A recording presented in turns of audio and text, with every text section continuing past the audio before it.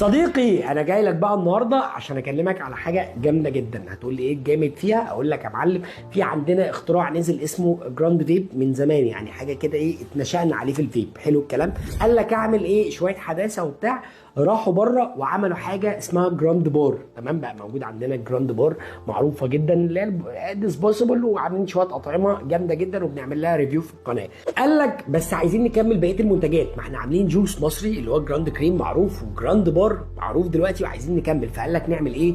نعمل جراند بار سولت يا صديقي. تعالى بقى يا صديقي نتعرف على جراند سولت، ودي الحاجه الجديده من جراند فيب او جراند كريم او جراند بار، شوف انت هتسميها ايه، بس بالنسبه لي هي اسمها جراند سولت. بيقدم ايه؟ بيقدم 10 فليفر يا صديقي. تعالى نتعرف عليهم ونعرف المفاجاه اللي في اخر الحلقه المدمره. معانا اول حاجه كده يا صديقي وهي المانجو بيتشي. مانجو بيتشي ولسه هنجربها، احنا لسه ما جربناش اي حاجه، بس احنا لسه يعني هنتكلم فيه مفاجآت كتير.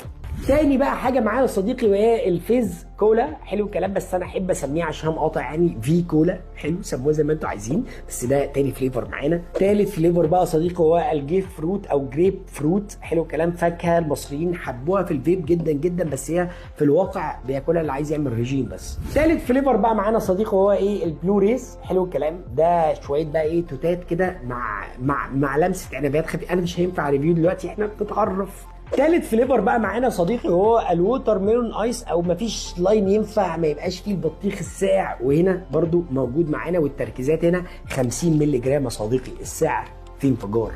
رقم 6 والمحببه الى قلبي وهي البلو بيري راسبيري. بلو بيري راسبيري، ولسه هنكمل معاكم 10 فليفر. ووتر ميلون استروبري. حلو التشكيل ده في حاجه سولت، دي حاجه جامده بالنسبه لي. ووتر ميلون استروبري، فدي حاجه حلوه يعني، دي محسوبه شابو. والمحببه الى قلب المصريين وهي الاستروبري كيوي يا صديقي. استروبري كيوي جامده جدا جدا، محببه الى قلب المصريين كلهم يعني بيحبوها بصراحه. وطبعا ما ينفعش لاين بالضخامه دي او لاين كبير كده ما يبقاش فيه المانجو. حلو الكلام، فيه هنا جوس مانجو، وعجبني قوي التسميه بتاعته لان هو هنا بيوعدني بعصير مانجا، فدي حاجه حلوه.